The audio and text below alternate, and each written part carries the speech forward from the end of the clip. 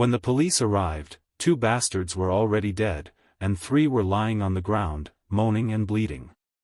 My cheating wife was trembling with fear and couldn't utter a word. I said, "Did you really think that I, a battle-hardened Marine, would be scared of these bastards? You were mistaken. But you will still have to answer for your betrayal. I'm not finished yet." I hadn't planned for my week to end with bodies sprawled across my driveway, a trembling wife, and the flashing red and blue lights of law enforcement reflecting off my front porch. Yet, here I was, standing in the chaos I never thought my life would become. Let me start at the beginning, though you might not believe how it all spiraled out of control. It started with something as small as a locked phone. Jessica, my wife of 8 years, had never been one to guard her devices. We'd always shared passwords, unlocked phones in front of each other. It was normal, comfortable. But over the past few weeks, her phone rarely left her hand, and when it wasn't in use, it was face down on the counter. Got something to hide? I joked one evening, grabbing my beer from the fridge. She smiled, too sweet, too rehearsed. "Oh, come on, Brian. Don't be one of those husbands." It was the first red flag, and I ignored it like an idiot. The next red flag came a week later when she started staying late at work. Deadlines, she'd sigh, kissing me on the cheek before rushing out the door, heels clicking on the hardwood floor like a metronome marking the countdown to disaster. But it wasn't just the late nights. She'd grown colder, little things like laughing at my jokes less or dodging my touch. Jessica wasn't just drifting, she was running, and I couldn't figure out why. Then, one night, I found her excuse unraveling. I decided to surprise her with dinner at her office, nothing fancy, just takeout and an attempt to rekindle whatever had started to dim between us. When I arrived, I saw her car in the lot, but the building was dark. Confused, I called her. "I'm still at work," she said, her voice as smooth as ever. "It's been such a long day. I'll be home in a few hours." My gut twisted. I looked up at the dark windows. "Oh, okay," I said, playing dumb. "Want me to bring you something to eat?" "No need, babe," she replied. "I'll grab something on my way home." I hung up, the takeout bag crinkling in my hand, and drove away, wondering where she really was, and who she was with. That night, she slipped into bed next to me, her perfume sharper than usual, her body stiff and turned away. By now, I knew something was wrong. I started watching, paying closer attention to the details I'd once taken for granted. Jessica's routines had changed, new lingerie I hadn't seen her wear at home, phone calls she'd take in whispers, and weekends where errands seemed to stretch into hours. It wasn't until I saw the first undeniable piece of evidence that my suspicions were confirmed. A receipt fell out of her purse while she was getting ready for bed. It wasn't for groceries or gas. It was for a luxury hotel downtown, dated from 2 nights prior. I picked it up, heart pounding, and held it up to her. "What's this?" I asked, my voice low and controlled. Jessica froze, her makeup half removed, a cotton pad in one hand. For a split second, panic flashed across her face, but she quickly masked it with a laugh. "Oh, that," she said, brushing her hair back. "It's for work. A client lunch. At the Grand Monarch Hotel?" I pressed, stepping closer. "Funny, I didn't know they served lunch in hotel suites." Her eyes narrowed, and she snatched the receipt from my hand. "Are you spying on me, Brian? For God's sake, you're being paranoid." She walked out of the room, slamming the door behind her. That was the moment I realized how deeply she underestimated me. I started digging, playing the long game. A Marine doesn't rush into battle unprepared, and this wasn't going to be any different. Over the next few weeks, I pieced it together, texts I retrieved from her old laptop, her strange disappearances, and finally, the name of the man she was sneaking around with, Ryan Gage, some smooth-talking coworker of hers. By the time I was ready to confront her, I'd learned everything. Ryan wasn't the only one. There were others, casual flings and flirty messages that spiraled into full-blown infidelity. Jessica wasn't just cheating, she was living a double life. The confrontation happened 3 nights ago. I'll spare you the shouting match, but let's just say it ended with Jessica storming out and threatening divorce, leaving me in a house filled with echoes of a life I no longer recognized. But it wasn't over. It couldn't be, not when she crossed a line I couldn't ignore. Tonight, she brought Ryan and 4 of his goons to my home, thinking they'd scare me into silence, maybe even force me into signing papers on her terms.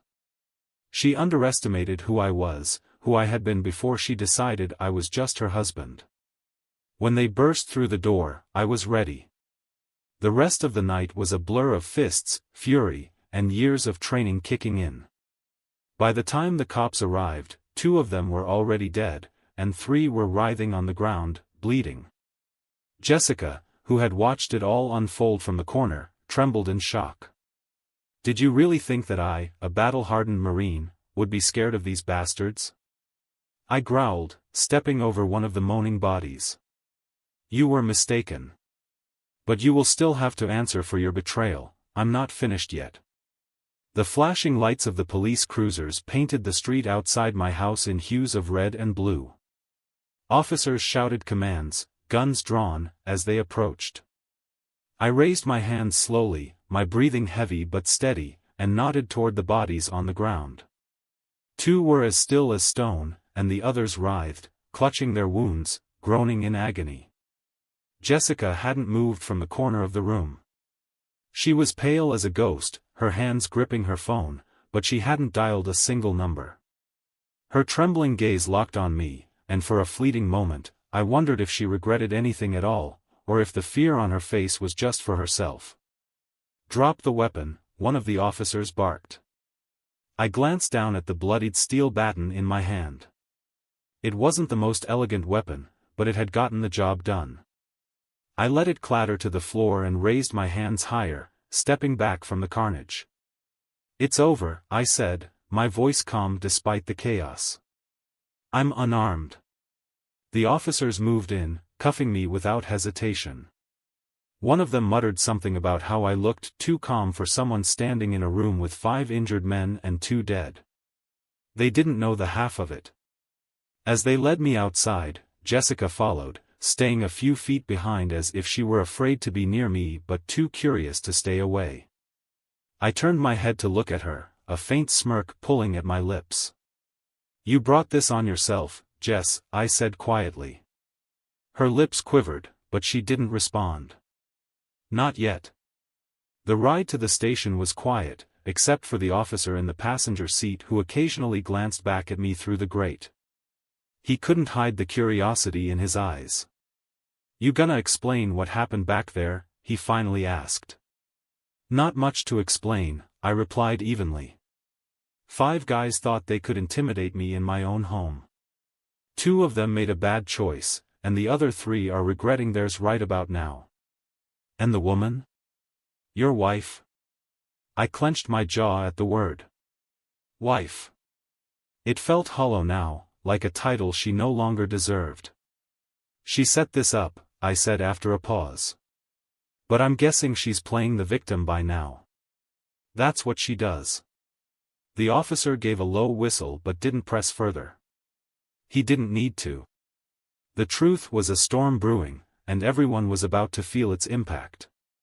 At the station, I gave my statement without hesitation. I told them about the break-in, the threats, and how it all escalated. I didn't sugarcoat my actions, I didn't need to. I was protecting my home, and I wasn't about to apologize for it. Jessica was brought in separately. Through the glass partition of the holding area, I could see her talking to an officer. She looked shaken, her hair disheveled, her voice rising and falling as she spun her version of events. I couldn't hear her, but I knew how she worked. Tears, half-truths, and a performance worthy of an Oscar. I leaned back against the cold bench, closing my eyes as memories of the past few weeks came flooding back. Jessica wasn't always like this. When we first met, she was magnetic, her laughter infectious, her confidence intoxicating. She could light up a room without trying, and for years, I believed that light was for me. But somewhere along the way, she started shining for someone else. When I caught her in the first lie, it had hurt, but I wanted to believe it was a one-time thing. A bad decision. A mistake. I didn't realize then that it wasn't the first, and it wouldn't be the last. She had built an empire of deceit, and I had been living in it, blissfully unaware. But tonight wasn't just about her lies. It was about her arrogance, bringing those men into our home, thinking they could scare me into submission. She thought she'd beaten me, that she could break me. She thought wrong. Hours later, after I had been processed and released on my own recognizance, I stepped out into the cold night air. Jessica was waiting in the parking lot, leaning against her car with her arms crossed. Her makeup was smeared, her hair a mess, but her expression was defiant. "You've really lost it this time, Brian," she snapped as I approached. I laughed, a short, bitter sound. "You brought thugs to my house, Jessica. What did you think would happen?" "They were just supposed to scare you," she shot back, her voice rising. "I didn't think you'd." "Didn't think I'd what?" "Fight back? Defend myself? I'm not some pushover you can manipulate, Jess. Not anymore." She stepped closer, jabbing a finger at my chest.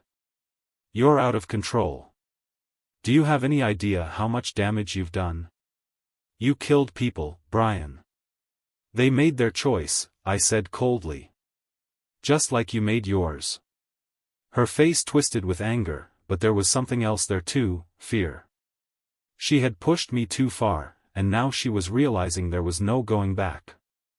"I'll make sure you pay for this," she hissed. I shook my head, a humorless smile tugging at my lips. "No, Jessica. You're the one who's going to pay. For every lie, for every betrayal, for every time you made me feel like I wasn't enough." She faltered, her confidence cracking for the first time. "I loved you," I said quietly, the weight of those words heavier than anything I'd said tonight. "But that love is gone now. All that's left is the truth, and you're going to face it." As I walked away, leaving her standing alone in the parking lot, I felt a strange sense of peace. The war wasn't over, but the first battle was won. She had underestimated me, and now she would learn what it meant to face the consequences of her actions. Jessica's car lights flickered on behind me as I walked down the dimly lit parking lot, but I didn't look back. I knew her too well. She wouldn't drive away just yet. She was still trying to figure out how to salvage control, to bend this disaster to her advantage. But she was out of moves. I climbed into my truck and sat for a moment, gripping the wheel tightly. The events of the night replayed in my head like a broken record, the crash of the front door, the adrenaline pounding in my ears, the sound of fists hitting flesh. The bodies sprawled on the floor, their groans mixing with Jessica's shallow, terrified breathing. She'd crossed the line, and now she was standing on the wrong side of the wreckage. The drive home was eerily quiet. My hands ached from the fight, knuckles raw and swollen. My thoughts churned, but they all led to one conclusion: I was done playing her games. I had given her too many chances, made too many excuses, and let too many lies go unchallenged. That ended tonight. When I pulled into the driveway, the bloodstains were still visible on the pavement. Yellow police tape fluttered in the cold breeze, cordoning off the front of the house. The neighbors were out, peeking through their curtains like vultures circling a fresh kill. I ignored them, stepping over the tape and heading inside. The house was a mess. Furniture overturned, broken glass glinting under the dim hallway light. This wasn't just a home anymore, it was a battleground, and the scars would remain long after the dust settled. I headed straight to the kitchen, pouring myself a stiff drink. The burn of the whiskey steadied my nerves, but it did little to dull the sting of betrayal that still clawed at my chest. A knock at the door startled me. For a moment, I considered ignoring it, but then I saw Jessica's silhouette through the frosted glass. I sighed and set the glass down, bracing myself as I opened the door. She stood there, arms crossed, her face a mixture of anger and desperation. She looked smaller now, stripped of the confidence she'd always carried so effortlessly. "You're really not going to let me in?" she said, her voice sharp. I stepped aside, gesturing for her to enter. She walked past me, her heels clicking against the hardwood, and stopped in the living room. She stared at the chaos for a moment before turning to face me. "You've made this worse than it had to be," she said, her tone accusatory. I couldn't help but laugh, short, bitter, and filled with disbelief. "Worse than it had to be? You brought a gang of thugs to my house, Jess. What exactly did you think was going to happen?" She looked away, her jaw tightening. "You're acting like I wanted this. You didn't want it? So what was the plan, huh? To scare me into signing whatever divorce papers you had cooked up? To humiliate me one last time before you ran off with one of your boy toys?" Her face flushed, and for the first time, she didn't have a comeback. Instead, she shifted tactics, her voice softening. "I didn't know they'd escalate things," she said, her eyes darting to the floor. "I didn't want anyone to get hurt." "Stop lying, Jessica." Her head snapped up, and for a moment, the mask dropped.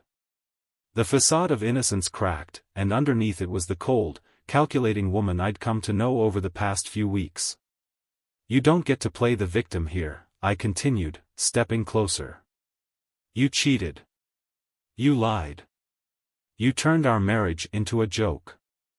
And when I didn't roll over and let you walk all over me, you tried to intimidate me into submission."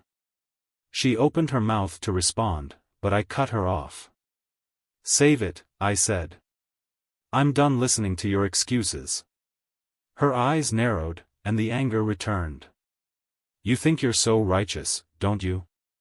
Like you're some kind of hero for beating up a few guys. But guess what, Brian? This marriage was dead long before tonight. You just didn't want to see it."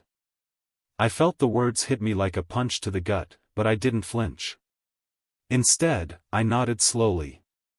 "You're right," I said. "It was dead. Because you killed it. Piece by piece, lie by lie. And I let you.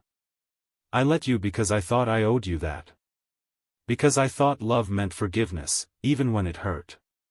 Her expression faltered, just for a second, before she steeled herself again. "You'll never be able to prove what I did," she said, her voice cold. "All you've got is your word, and after tonight, good luck convincing anyone you're not just some violent, unhinged ex-husband." The audacity of her words sent a fresh wave of anger surging through me, but I forced myself to stay calm. "Don't worry," I said. "The truth has a way of coming out, whether you like it or not. And when it does, you'll finally have to face the consequences of everything you've done." She stood there for a moment, glaring at me, before grabbing her purse and storming toward the door. "You're a fool, Brian," she spat over her shoulder. "No," I said quietly. "I was. But not anymore." The door slammed shut behind her, leaving me alone in the wreckage of our life together. I stood there for a long moment, the silence pressing down on me like a weight. I wasn't sure what came next. The legal battles, the divorce, the fallout from tonight, it was all a storm waiting to break. But for the first time in years, I felt ready to face it. The slam of the door echoed through the house like a gunshot. I let out a long breath, staring at the wreckage Jessica had left in her wake. But something felt off. The night had been a whirlwind of chaos and confrontation, but this silence didn't feel like closure. The uneasy feeling gnawed at me as I walked to the kitchen. The whiskey bottle beckoned, but I pushed it aside. I needed clarity, not another fog to drown in. I grabbed my phone instead, scrolling through my messages. Nothing new. No missed calls. Then, a single notification caught my eye, a security alert from the house cameras. Pulling up the footage, I leaned against the counter, my pulse quickening. At first, I thought it was just Jessica's earlier departure, but the timestamp didn't add up. This was from minutes after she'd left. The camera feed showed her car parked at the curb, her shadowy figure pacing near the driveway. She wasn't leaving. She was waiting. My stomach twisted. For what? I fast-forwarded, and then I saw them. A second car pulled up behind hers, headlights off. The doors opened, and two figures emerged, men, large and hulking. They approached Jessica, and she gestured wildly toward the house. My heart raced as I grabbed the nearest object, a knife from the block on the counter, and moved toward the front of the house. The faint sound of footsteps outside confirmed my worst fears. The audacity of her. After everything tonight, she wasn't done. She was doubling down. I flicked the lights off, shrouding the house in darkness, and crouched near the living room window. The shadows of the men grew larger as they approached. One of them muttered something, his voice low and gravelly. "Break in, grab what we need, and get out." She said he'd be drunk and easy to handle. Jessica's betrayal hit me like a sledgehammer all over again, but there was no time to dwell on it. These weren't just hired thugs. They were here for blood. The first man tried the front door. Locked. He nodded to the second, who pulled out a crowbar and started prying at the frame. "Big mistake," I muttered under my breath. As they focused on the door, I slipped out the side, moving silently through the shadows. Years of Marine training kicked in, and the anger that had been simmering all night now had a focus. The second man was the first to realize something was wrong. He turned just as I moved in, the knife glinting in the faint moonlight. His reaction was slow, and my strike was precise, slashing across his arm, sending the crowbar clattering to the ground. He let out a yell, stumbling back. The first man spun around, his eyes widening as he took in the scene. "What the hell?" he barked, reaching for something in his waistband. I didn't give him a chance. With a swift kick, I knocked him off balance, sending whatever weapon he'd been reaching for skittering across the driveway. The fight was brutal and fast. These weren't amateurs, but they weren't ready for someone like me. My hands moved instinctively, every strike calculated to disable. The first man went down hard, a punch to the throat leaving him gasping for air. The second managed to land a solid hit to my ribs before I caught his wrist and twisted until I heard the snap. "Stay down," I growled, my voice low and dangerous. They didn't need to be told twice. Both men lay on the ground, groaning in pain. Blood pooled under one of them, but I didn't care enough to check how bad it was. I looked up and saw Jessica standing near the street, her face pale as she watched the scene unfold. She'd come closer, probably thinking her plan was unfolding perfectly, but now she was frozen in place. When the flashing lights appeared again, this time from another police cruiser, I didn't move. I raised my hands, bloodied and trembling, and waited. The officers poured out, weapons drawn, shouting commands. I complied without hesitation, dropping the knife and stepping away from the two men on the ground. When one of the officers cuffed me, I saw him glance at the men groaning in pain and then at Jessica. His eyes narrowed. "She's with them," I said simply. "Check the camera footage if you need proof." Jessica's face twisted, her mouth opening to protest, but no sound came out. She looked at the officers, then at me, and for the first time all night, I saw real fear in her eyes. An hour later, I sat in the back of a cruiser again, but this time, there was no confusion. The officers had reviewed the footage on my phone. They saw Jessica conspiring with the men outside, pointing toward the house, egging them on. She was sitting in another cruiser now, her hands cuffed, her head down. One of the officers leaned against the door, looking at me with something almost like respect. "You've had one hell of a night, sir." That's one way to put it, I replied, exhaustion seeping into my voice. What's next for you? He asked. I didn't answer right away. Instead, I looked out the window, watching as Jessica was led away. The woman I had once loved was gone, replaced by someone I barely recognized. What was next?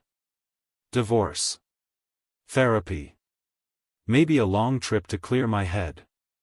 But one thing was certain, would never let anyone make me feel this powerless again. As the cruiser pulled away, the weight on my chest began to lift. The war was over. I had won. But the scars would remain, a constant reminder of the woman who tried to destroy me and failed. The cruiser rolled to a stop outside my house as dawn painted the horizon in shades of orange and gold. An officer walked me up to the door, where yellow police tape still fluttered in the early morning breeze. "You've got a solid case," he said, handing me back my phone. "Jessica's involvement in this, it's undeniable. And those two guys? They're both known offenders. You did us a favor taking them off the streets." I nodded, the words barely registering. My body ached, but the exhaustion wasn't just physical. It was deeper, something clawing at my soul. The officer tipped his hat. "Get some rest. And get a lawyer, someone who knows how to navigate these waters. You'll need one." The door clicked shut behind me, and silence swallowed the house. It should have felt like relief, but something lingered. A tension, a nagging sense that this wasn't over. I wandered through the wreckage of my living room. The overturned furniture, the shattered glass, remnants of the chaos Jessica had unleashed. For a moment, I let myself feel it all, the anger, the heartbreak, the hollow ache of betrayal. Then I noticed something out of place. A laptop sat on the coffee table, its screen glowing faintly in the dim light. It wasn't mine. Jessica must have left it in her rush to flee the scene. My gut told me it was important. I hesitated for a moment, then opened it. The screen lit up, revealing an email inbox. The messages were scattered with subject lines that sent a chill down my spine. Payment received, next steps. Sensitive materials attached. Brian's assets, overview. Clicking through the emails, the pieces began to fall into place. Jessica hadn't just been cheating, she'd been plotting. There were references to offshore accounts, financial advisors, even messages about falsifying documents. One email, dated 2 days ago, was addressed to someone named Martin. "I need this done by Friday. Brian can't find out. If we pull this off, he won't have a leg to stand on in court." The pit in my stomach deepened. This wasn't just infidelity, this was premeditated destruction. Jessica wasn't trying to leave quietly, she was trying to ruin me, to strip me of everything I'd worked for. But one detail in the emails stood out. Martin wasn't just her co-conspirator. He was her lover. The anger that surged through me was white-hot, but it was focused now. This wasn't just about me anymore. It was about justice. About ensuring that Jessica and everyone involved paid for what they'd done. I scrolled further, finding an attachment labeled Documents, Priority. When I opened it, my heart sank. It was a blueprint of my company's financials, accounts, investments, every detail laid bare. She'd been siphoning money for months, moving it into shell accounts under her name and Martin's. My hands trembled as I snapped pictures of everything. I barely had time to process it all when my phone buzzed. A message popped up from an unknown number. "You've got no idea who you're messing with. Drop it, Brian. Or else." My breath caught. They knew. Whoever Martin was, he wasn't just some sleazy guy Jessica had picked up. He was dangerous, connected, and clearly aware that I'd stumbled onto their plans. I stared at the message, my mind racing. Should I call the police? No, not yet. I needed more. Something they couldn't dismiss, something that would seal Jessica's fate and protect me from whatever Martin was planning. Grabbing my keys, I headed to the garage. The sun was higher now, casting long shadows across the driveway. My truck started with a growl, and I peeled out onto the road, adrenaline coursing through my veins.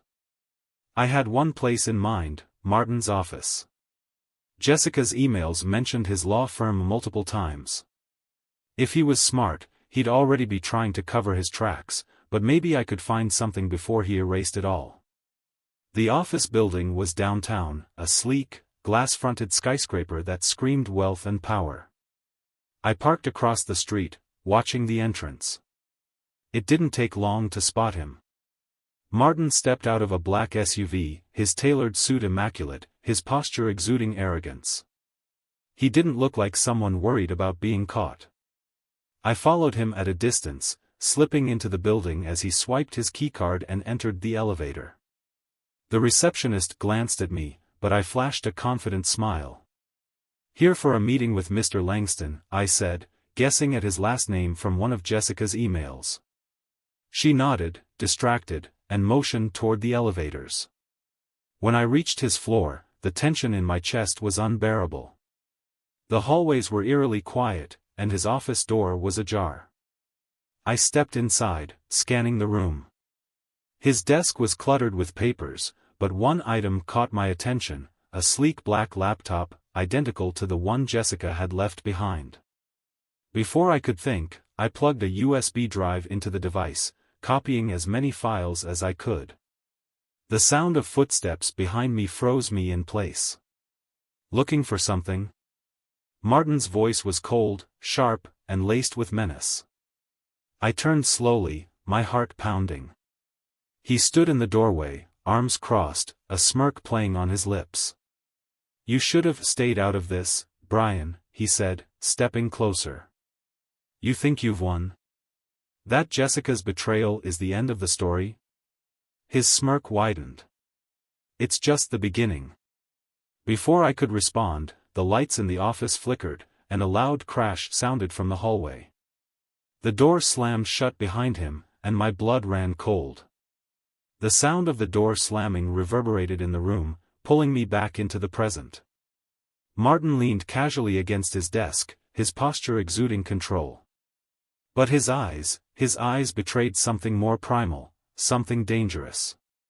"You have no idea what you've stepped into," he said, his voice low. "Jessica might have been your little problem, but me? I'm your nightmare." I kept my expression neutral, though my pulse hammered in my ears. The USB drive blinked on the desk, still transferring files. I needed more time, but Martin was too sharp to ignore the blinking light for long. "You're stealing files now?" He chuckled, shaking his head. "That's cute, Brian." "Really? I don't need your files to know what you're doing," I said, keeping my voice steady. "You and Jessica have been siphoning money from my company. Plotting to gut my life. But you've underestimated me." Martin's smirk faltered, just slightly. He stepped forward, his hands resting on the desk as he leaned in. "You don't get it, do you?" he hissed. "This isn't about you. This is about power. About taking what's weak and replacing it with something better. Jessica saw that in you, a man who was too soft, too distracted by his precious morality to see the world for what it is." I stared at him, feeling the weight of his words settle into my chest. It wasn't just about betrayal anymore. It was about how low Jessica was willing to sink, how far she'd go to destroy me and justify it to herself. The USB stopped blinking. The transfer was complete. My hand brushed against the edge of the desk, grabbing the drive and slipping it into my pocket as casually as I could. Martin didn't seem to notice, his attention fully on his self-righteous monologue. But just as I moved to step back, the door burst open. Two men stormed into the room, their faces cold and expressionless. They were big, built like tanks, and they weren't here to chat. Martin's smirk returned. "Meet my associates," he said, gesturing to the men. "You didn't think I'd handle this alone, did you? They closed in quickly, one blocking the door while the other advanced toward me.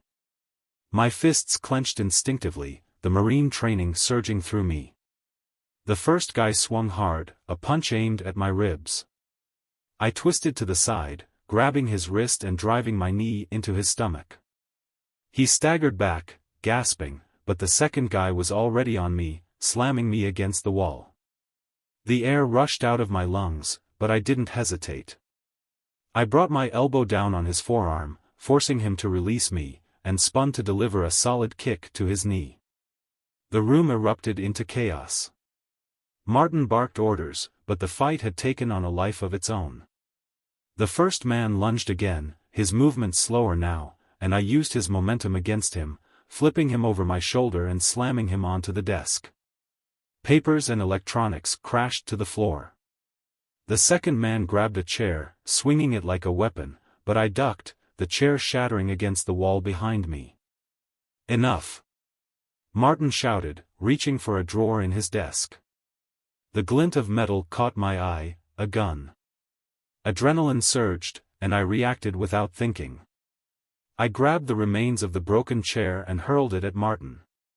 The makeshift projectile knocked the gun from his hands, sending it skidding across the floor. The distraction gave me the opening I needed. I grabbed the second man, slamming his head into the desk, and he crumpled to the ground. The first man was already unconscious, sprawled across the remains of the chair. Martin backed up, his hands raised. For the first time, his confidence faltered. "You've got no idea what you're doing," he spat, his voice trembling with anger. "You think you're winning? This doesn't end here." I stepped closer, my voice low and steady. "It ends when I say it ends." The door burst open again, but this time it wasn't more of Martin's goons. It was the police. Their guns were drawn, their voices booming as they shouted commands. I raised my hands slowly, stepping back from Martin. The officers moved quickly, securing the room. One of them grabbed Martin, slamming him against the desk and cuffing him. Another officer turned to me, his expression hard. "Are you Brian Mason?" I nodded, still catching my breath. "We've been tracking this operation for months," he said, gesturing to Martin and the unconscious men. "Looks like you just handed us everything we needed." As they escorted Martin out of the room, he glared at me, his eyes burning with hatred. "This isn't over, Brian. You'll pay for this." I didn't respond.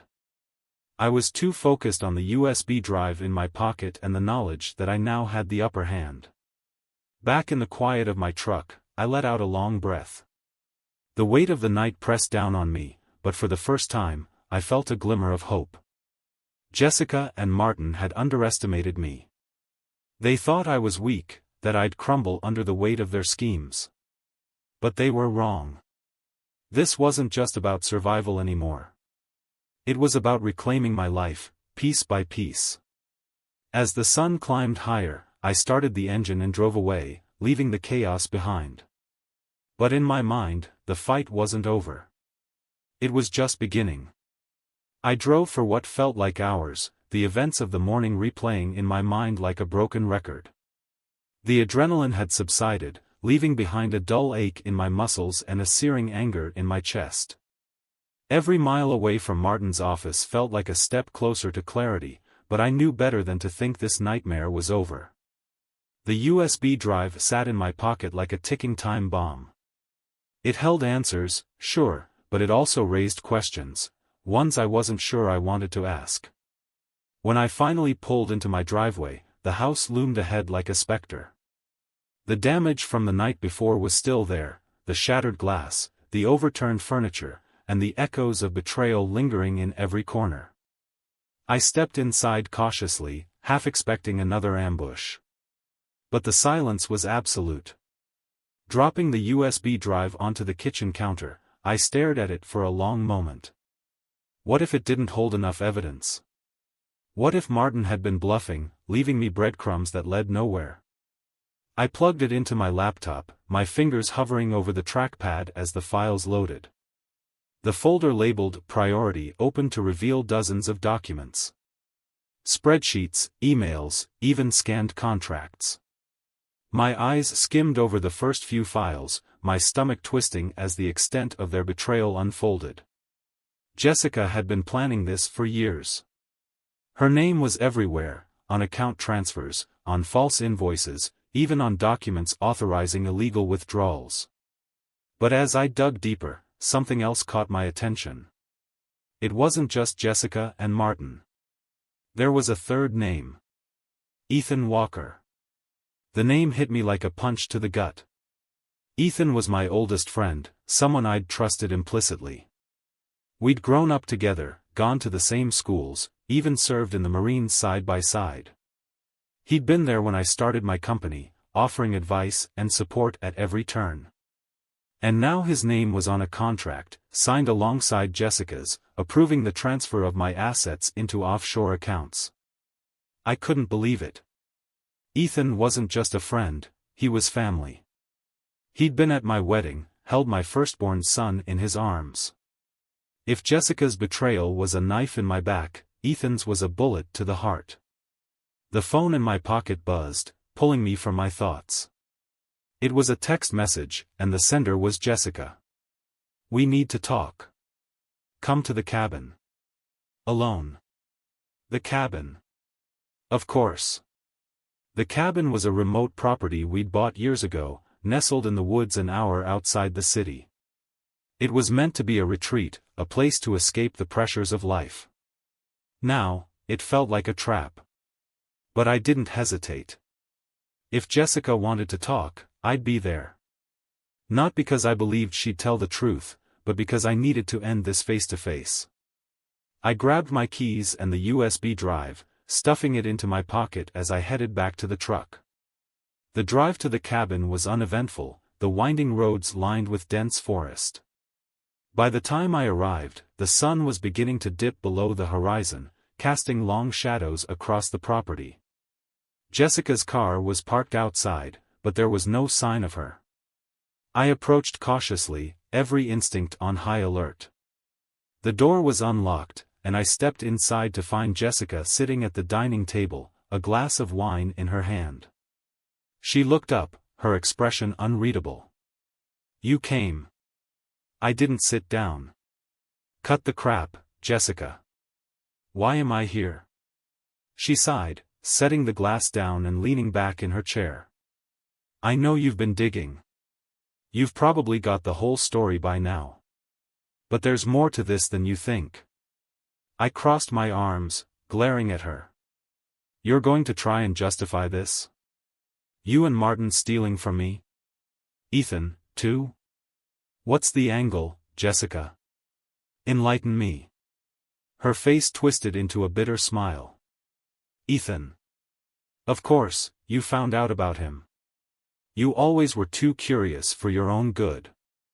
I stepped closer, my patience wearing thin. "Start talking." Jessica's tone shifted, her voice dropping to a near whisper. "Ethan came to me first. He said you were hiding money, using the company as a front. I didn't believe him at first, but he showed me documents, proof that you were siphoning funds into your own private accounts." My jaw tightened. "That's a lie, and you know it." "Is it?" she shot back, her eyes narrowing. "How do I know what's real anymore? You've always been so secretive, so controlling. Ethan said you'd never let me leave cleanly, so I decided to take what I deserved." The anger bubbled up, threatening to boil over. "What you deserved? You destroyed our marriage, sold me out, and you're playing the victim?" Jessica didn't respond, her gaze dropping to the table. The silence was shattered by the sound of footsteps outside. I spun toward the window, catching a glimpse of movement in the shadows. My hand instinctively went to my side, wishing I'd brought a weapon. The door burst open, and Ethan stepped inside, his face as cold and calculating as I'd ever seen it. "Brian," he said, his tone calm. "You should have stayed out of this." My heart raced, the betrayal hitting me all over again. "Ethan. You're working with her?" He shrugged.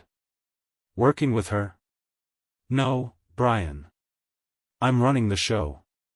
Jessica stood up, her posture tense. Ethan, this wasn't the plan. Plans change, he snapped, cutting her off. Brian knows too much now. We can't let him walk out of here. My fists clenched, my body tense and ready. You think you're going to stop me? Ethan reached into his jacket, pulling out a gun. Jessica gasped, stepping back. Ethan, what are you doing? What I should have done a long time ago, he said, leveling the weapon at me. But before he could pull the trigger, the sound of sirens filled the air, growing louder by the second. Ethan's eyes widened in shock as flashing red and blue lights illuminated the cabin. The cavalry had arrived.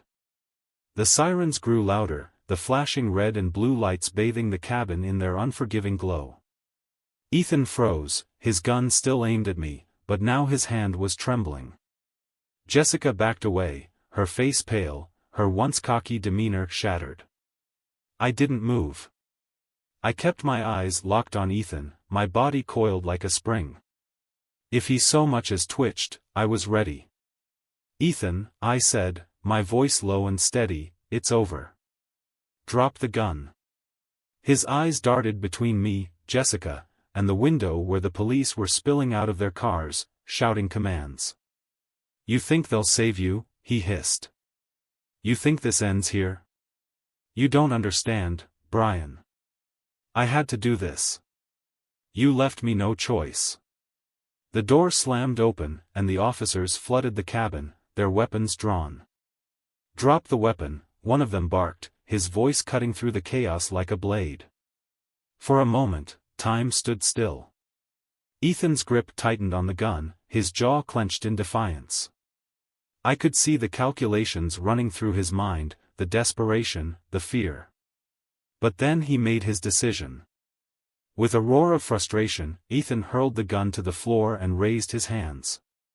The police moved in swiftly, forcing him to the ground and cuffing him. Jessica stood frozen, her hands trembling as an officer approached her. Ma'am, you're under arrest. Hands behind your back. What? She shrieked, her voice cracking. I didn't do anything. I didn't. You've done plenty, I said coldly, finally breaking my silence. And now you'll answer for all of it. As the police hauled them both outside, I felt an overwhelming mix of emotions, relief, anger, sadness, and a strange, hollow sense of closure. The lead officer approached me, his expression unreadable. Mr. Mason, we've been monitoring Ethan Walker and Jessica Mason for some time. Your actions today helped us gather the final pieces of evidence we needed. I nodded, still trying to process everything. It wasn't just them, I said, pulling the USB drive from my pocket. Martin Williams was involved, too. You'll find everything you need here. He took the drive, giving me a small nod of appreciation. We'll follow up on this. For now, we recommend you get some rest. You've been through a lot. As they drove away with Ethan and Jessica in the back of separate police cars, I stood alone in the cabin. The silence was deafening. I walked to the shattered window, staring out into the dark woods. This place had once been a sanctuary, a symbol of everything good in my life. Now, it felt like a graveyard for memories. The next few weeks were a blur of legal proceedings, statements, and countless questions. The evidence on the USB drive was damning enough to secure charges against Ethan, Jessica, and Martin. Their scheme to siphon my company's assets and frame me for embezzlement unraveled completely. Jessica tried to play the victim in court, claiming she'd been manipulated by Ethan and Martin, but the paper trail said otherwise. Her lies, once so convincing, fell apart under scrutiny. Ethan, for his part, showed no remorse. He admitted to orchestrating the entire plot, justifying it as payback for perceived slights that existed only in his mind. When the verdicts were read, guilty on all counts, I felt a weight lift off my shoulders. Justice had been served, but it was a bittersweet victory. The house felt emptier than ever. Every room echoed with the ghosts of what once was, and I found myself questioning everything. How had I missed the signs? How had I allowed myself to be surrounded by people who could betray me so completely? But as the days turned into weeks, I began to rebuild. I sold the cabin, unable to bear the memories it held, and focused on repairing my company's reputation. My employees rallied behind me, their loyalty a testament to the years I'd spent building something real, something honest. I also sought solace in therapy, unraveling the knots of anger and grief that Jessica and Ethan had left behind. It wasn't easy, but it was necessary. One evening, as I sat on the porch of my new home, watching the sun dip below the horizon, I felt a sense of peace for the first time in months. I'd learned something invaluable through all of this: betrayal doesn't define you. It hurts, it cuts deep, but it doesn't have to break you. I took a sip of my coffee, the warmth grounding me in the moment. If there was one piece of advice I could offer to anyone facing the kind of darkness I'd endured, it was this: trust yourself. Even when the world falls apart, even when the people you love the most turn their backs on you, you have the strength to stand. You just have to find it. As the stars began to appear, I allowed myself a small smile. Jessica, Ethan, and Martin were gone, their toxicity purged from my life. And while the scars they'd left would never fully fade, they were a reminder of the battles I'd fought, and won. I was still standing. And that, I realized, was enough.